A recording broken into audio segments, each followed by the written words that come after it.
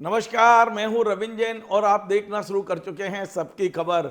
मध्य प्रदेश के बहुचर्चित e tender घोटाले में आखिर भोपाल जिला न्यायालय का फैसला आ चुका है। विशेष न्यायालय ने साफ साफ कह दिया है कि ईओडब्ल्यू ने इस मामले में जो खात्मा भेजा था उसे अस्वीकार किया जाता है और पूरी जांच नए सिरे से करने के आदेश ईओडब्ल्यू को दे दिए गए हैं। इस आदेश की कॉपी 10 पेज की कॉपी मेरे हाथ में है। ये आदेश विशेष न्यायालय में जो न्यायाधीश हैं उन्होंने ये आदेश जारी किया है 24 तारीख को। न्यायाधीश महोदय का नाम है राम प्रताप मिश्र। 24 दिसंबर को ये आदेश जारी हुआ है। बताते हैं कि कल ये लोड हुआ है, उसके बाद में ये कॉपी मेरे हाथ में है। बहुत चौंकाने वाला मामला है। दरअसल 3000 करोड़ का ये घोटाला था और इस घोटाले में पता नहीं क्यों जांच एजेंसी आगे जांच करने को तैयार नहीं है। और ये जो आदेश की कॉपी आप पढ़ेंगे तो चौंक जाएंगे कि खात्मा लगाते समय ईओडब्ल्यू ने कुछ दस्तावेजों को छुपाया है जो उस फाइल के साथ नहीं लगाए हैं। इसका उल्लेख भी आदेश में किया गया है। आदेश में कहा गया है कि 5 बिंदुओं पर फिर से जांच करें। पूरा मामला क्या है मैं विस्तार से बताता हूं।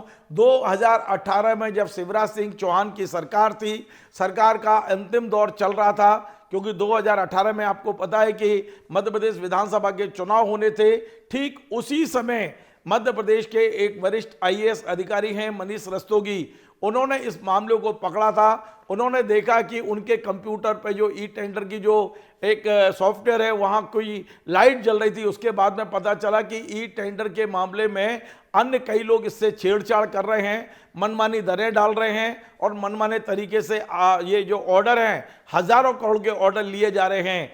इस मामले में उन्होंने तत्काल मुख्यमंत्री को अवगत कराया, मुख्य सचिव को अवगत कराया और इस पूरी मामले की जानकारी ईओडब्ल्यू को दी गई।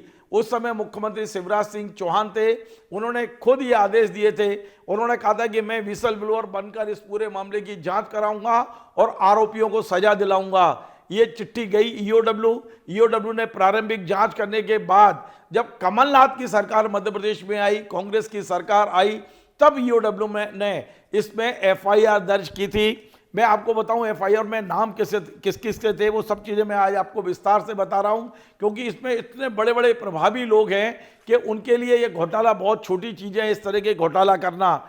इस एफआईआर में जो नाम थे उसमें संबंधित अधिकारियों, कर्मचारियों, अज्ञात राजनीतिज्ञों, ब्यूरोक्रेट्स, सबके नाम इस एफआईआर में थे।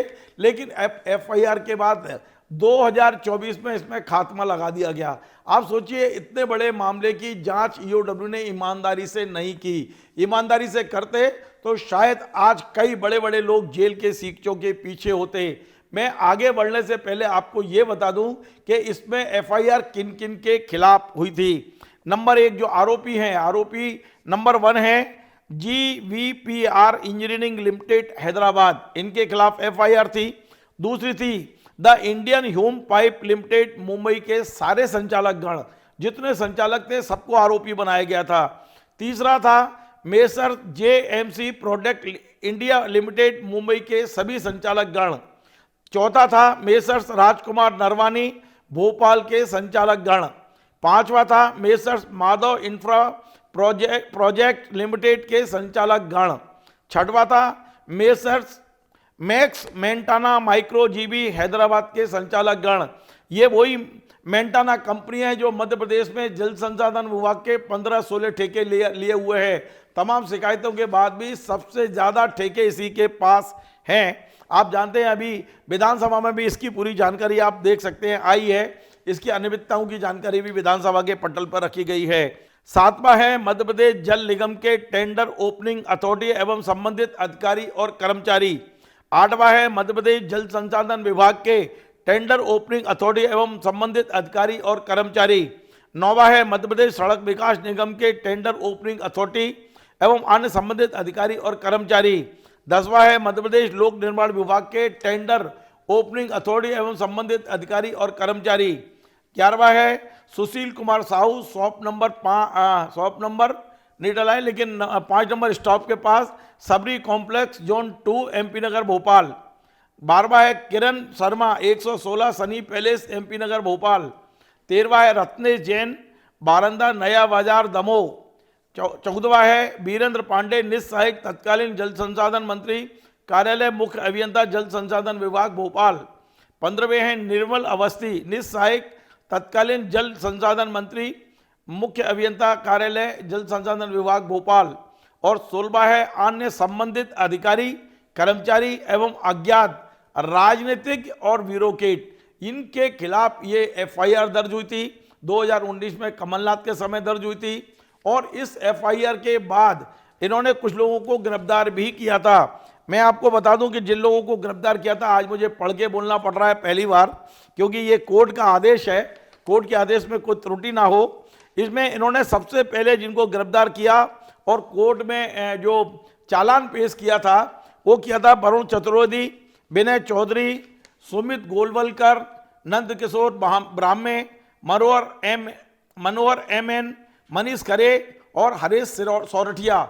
हरीश सोरठिया फरार रहा पूरे समय और इन लोगों के खिलाफ पहले ये छोटी मगरमच्छ थे, छोटी मछलियां थी, इन्हें गिरफ्तार कर लिया। बड़ी बड़ी कंपनियां, बड़े बड़े अधिकारी, किसी को गिरफ्तार नहीं किया गया।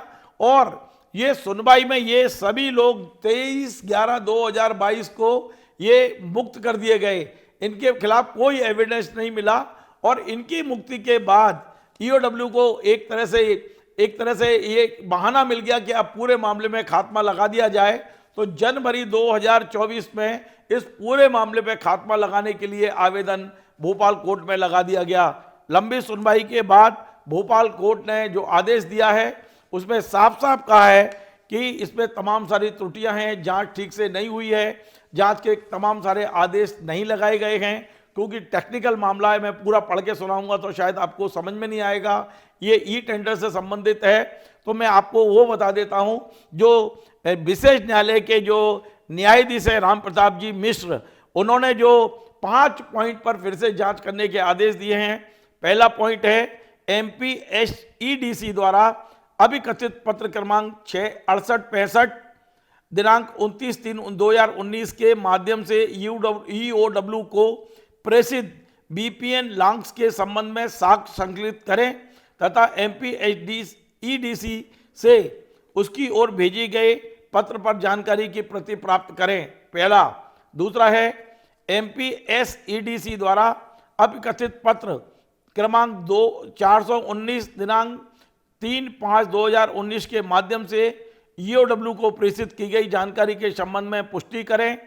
MPSEDC से उक्त पत्र की प्रतिलिपि एवं भेजी गई जानकारी की प्रतिलिपि प्राप्त कर साक्ष्य संकलित करें। मैं आपको बता दूं, ये जो पत्र क्रमांक 419 है ये खात्मे के साथ नहीं लगाया गया। इस पर फैसले पे आपत्ति भी की गई है कि ये पत्र क्यों छुपाया EOW ने खात्मा बेचते समय। तीसरा पॉइंट दिया है PT राउटर से IP एड्रेस 164.100.196.120 से आने वाले ट्रैफिक IP एड्रेस के संबंध में इंटरनेट सर्विस प्रोवाइडर से साक्ष्य संकलित करें। और चौथा है टेंडर का लॉग डिटेल प्रमुख अभियंता कार्यालय से प्राप्त करने के संबंध में साक्ष्य संकलित करें। और पांचवा है प्रकरण में अन्य सुसंगत साक्ष्य संकलित करें। ये 5 पॉइंट पर यानी कि पूरी जांच लगभग कहा है कि अन्य साक्ष्य भी आप संकलित करें। ये फिर से फाइल भेज दी गई है, खात्मा अस्वीकार कर दिया गया है। ई टेंडर के मामले में हम और आप साधारण भाषा में कह सकते हैं कि अब नए सिरे से जांच होगी। मध्य प्रदेश में इस घोटाले के बाद 2 मुख्यमंत्री बदल चुके हैं। शिवराज जी के कार्यकाल में ये घोटाला हुआ था, कमलनाथ जी के कार्यकाल में इसमें FIR हुई थी, मोहन यादव के कार्यकाल में खात्मा कोर्ट में भेजा गया था। अब मोहन यादव के कार्यकाल चल रहा है, क्या इसमें नए सिरे से जांच होगी? क्या आरोपियों को गिरफ्तार किया जाएगा? क्या आरोपियों को से पूछताछ होगी? ये ऐसे सवाल हैं जिनका जवाब अभी मिलना बहुत मुश्किल है, क्योंकि EOW खुद मान चुकी है कि इसमें साक्ष्य नहीं है, तो आरोपियों की गिरफ्तारी की संभावना कुछ कम नजर आ रही है। फिर भी अब देखना है कि इन 5 बिंदुओं पर EOW किस तरह से जांच आगे बढ़ाती है। क्या फिर से कोई खात्मा लगाएंगे कुछ दिन बाद?